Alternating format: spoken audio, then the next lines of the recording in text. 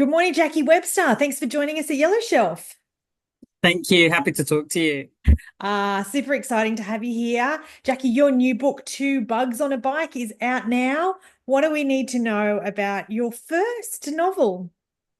Well, my first novel is about a cycling trip that I took with my partner, Joe McNamara. So we set off, we left our jobs and our homes and our friends and family behind, and we set off for a year cycling across Europe and Africa. The initial plan was to cycle. I grew up on a farm in Yorkshire. So the original plan was to cycle from Selby to Singapore, as far back to Australia as we could. Yeah. But we had a bit of a U-turn and, well, we decided to start in Morocco because it was a bit cold in Europe Okay. at that time. It was March. And so we started in Morocco, went up into Spain, went east through France, and Italy, Slovenia, all the way through the Balkans to Turkey. And then we got to Turkey and we hit a bit of a hiccup. We couldn't get visas for China. Azerbaijan borders, land borders were still closed. So we had a complete U-turn and decided to go to Africa. And we flew to Kigali in Rwanda and we cycled through Rwanda, Uganda, Kenya, and then all the way down south to Cape Town. And Jacqui, I think, when I think about the logistic of what you've just explained, visas and the logistics of traveling with bikes and how much, how big's your backpack? Like, what was that like as far as an adventure? Well, it was challenging, but really rewarding. So we took everything we needed for the whole year on our bikes. We had touring bikes with panniers, and we took the tent and sleeping bags and cooking. So the plan was to camp as often as we could. And I mean, the book really describes the physical journey, so the place we went, but also the people we met and the experiences we had. But it also describes the sort of emotional transformation that we went through during that trip. And it was challenging, but often the biggest challenges, the hardest days, like resulted in the best rewards, like cycling up to the top of a tiny little hilltop village, and then you meet interesting people who have spectacular views. Whereas if you just stay on the main road all the time, then you don't have those same experiences. So the challenges are really what made the adventure. Yeah. And Jacqui, tell us about, I mean, there was 180, more than 180,000 kilometers cycled. Is that right? Or traveled? 18,000 Oh, 18. I beg your pardon. Okay. I was kilometers getting there. excited with my zeros there. 18,000. Tell us, 18,000 kilometers traveled. Yeah. yeah, tell us about, you go on this adventure, it's amazing. And then you decide to either journal it or capture it in a book. What was that about? Tell us about that. Yeah, so that was really key because I mean we both left behind sort of busy jobs, and I was I was leading a team as an academic. My partner was leading his own team as well, and then we set off together. And Joe's just much more organized and efficient than me, so he was like getting ahead and doing all the planning before I had even had a time to have a shower. Yeah. And at one stage, I was kind of going, "Oh, I'm just going to spend the whole year just following it around." That's not really what I thought I was going to do. But I've always journaled, so I was already keeping a journal, and sort of as the trip went on, the journal became what my role was and what my identity was. I was documenting the trip. I was sharing information on social media as well, and Yeah. that became my reason for being there. But that wasn't, interestingly, like I never really thought about writing the book. And even when I got back to Australia, I was actually just thinking about doing some sort of coffee table sort of photo book with some extracts from my journal. And I was looking online to find a way to sort of print it out and make a book, and came across sort of a book coach. And I was like, oh, that's interesting. Maybe I'll talk to a book coach. And look, there was a couple of different people I talked to, but I got through to Jessica Yeah. Muddett from Hembury Books, and she just said, "Oh no, you have to write a travel memoir. You've got like just awesome material." Yeah.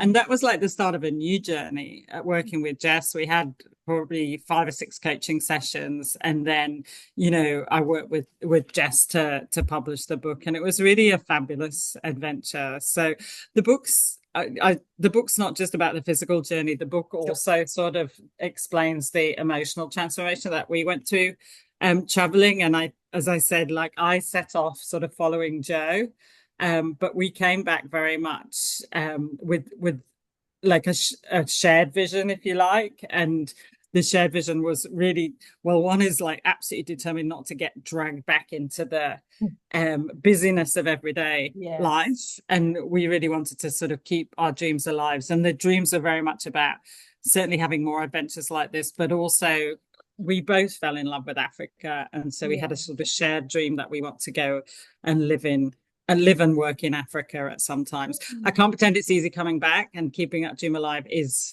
actually really challenging. Yeah. But I mean, like, you're inspired, and I think the book, when people get the book and read it, that's what it's about, like living vicariously through your adventure and being inspired by that. Jacqui, if you go again, would you journal again? Would you consider writing? Like, would you write again on that Oh, adventure, whatever that? absolutely. Like and I'm still journaling. I Yeah. journal every day. I've already got ideas for new books. So I've always loved writing, Yeah. and it's funny that I've always wanted to be a writer, but I've just got, always become busy doing other things instead Yeah. of writing. So this was a realization of a dream for me, actually writing the book. And I also think documenting things gives them more meaning. So Sure. I think it's easy to sort of cycle past people and have chats and things, but not really think about that. Whereas when you're documenting it, it brings much more meaning to the adventure and helps you sort of think about where you want to go. So one of the really one of the things that I document in the book is the sort of transformation of, we were really running away. We're not running away, but we were leaving our work behind. And one of the things Joe was really surprised about was my ability to just leave my work behind. I was quite surprised, actually. I identified through my work as a public Yeah. health nutritionist, and I'm always driven to do something, to have a goal, to make a difference. And I really thought it was going to be hard to leave that behind. But actually just traveling from A to B and finding, Yes. where we were going to stay next was really enough for me. And certainly for the first 6 months, I really didn't think about work at all. But Yeah. then when we got to Africa, and as I outline in the book, I actually always wanted to work in Africa, and I've always wanted to travel in Africa. I never thought it would be on a bike. Um, Yeah. but cycling through Africa and being sort of up close and witnessing the situations and experiences that people were facing in relation to food and water security and climate change really just reawakened my passion for working on those issues. And we ended up, and we didn't set out to do this, but traveling in Africa, finding places to stay, a lot of the places we ended up staying were actually projects. So there were community projects. For example, in Uganda, we stayed at Windy Community Guest House, which is linked to Windy Community Hospital. And actually just staying in the guest house, all your money goes to the hospital, and you get to meet the people working there and learn about all of the projects that they're doing to support the Bakwa community and other people in that area. And so inevitably I ended up talking about work and thinking about how I might support those sorts of projects through my work going forward. And that's a big focus of certainly the second part of the book. And there's quite a few people and projects that we've kept in touch with through the book, and are continuing to support, and really, really hope to be able to go back there one day. Yeah. And what I'm hearing is a very meaningful adventure. This journey is there's so much meaning in your journey, whether it's, the ability to switch off from corporate life here in Australia, but also the meaningful journey you have in the countries and the people you meet.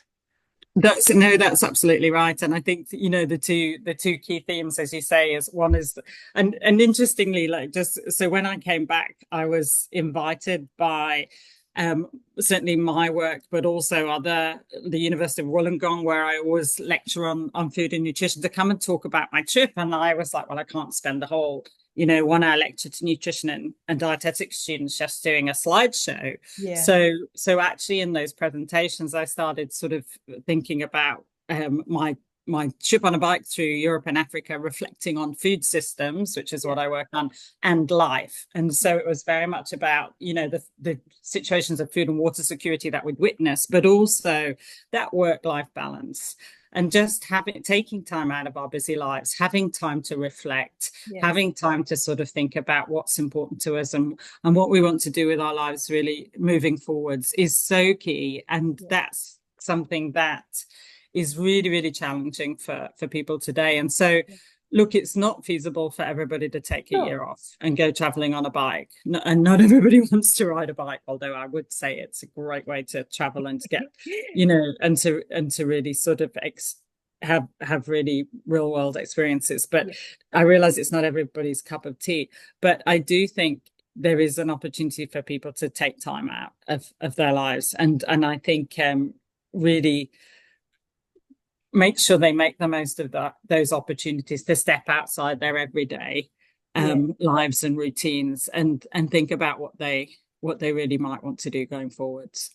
Yeah, and I often think this, sometimes adventures or journeys are at different stages in our lives. So, you can get inspired by reading the book, and then yeah, actions may come at a different stage in our life. But Jacqui, I love following you on Instagram. Um, Tell us, if we're curious about the book, if we're listening or we're watching here on YouTube, how do we connect with you? Which direction do you want to go as far as socials and connecting with the book? Yeah, so I've got an Instagram account which I've never sort of set out to get like millions of followers. It was really for sharing with families and friends. Yes. But I do enjoy, and I do sort of, I've been posting regular updates about the book. So certainly follow me on Mm. Instagram. It's just Jacqui Webster, so you can follow my Instagram in that way. And if you want to read the book, then Two Bugs on Bikes, it's available on Amazon, on Booktopia, and most bookshops or Yeah. libraries would order it for you if Yes. you want to read it. And I think importantly, it's good to be aware that we are intending to use all the proceeds for sales of the books to support health and education projects in Oh, Africa. So we met a young intern called Olivia, and we've ended up working with him and supporting him to finish school. And oh, and we're really keen to look at how we can support other types of other people and similar projects. We're not sure exactly how that's going to work yet, but people can be aware that the funds are going to be used to do that. and that meaningful journey continues, Jacqui. Well done. That's right. No, it certainly was a transformational journey, and we're definitely looking forwards to more. We just have to work out exactly how that's going to happen going For forwards. sure, for sure. Jacqui, if there's more books in the future, I would love to have you back to support you on Yellow Shelf. Good luck. Enjoy the journey of Two Bugs on Bikes. Book launching is an exciting time for an author. I know it can be hectic and busy as well. So thank you so much for joining us today. Thank you, Joe. Really enjoyed talking to you. Cheers.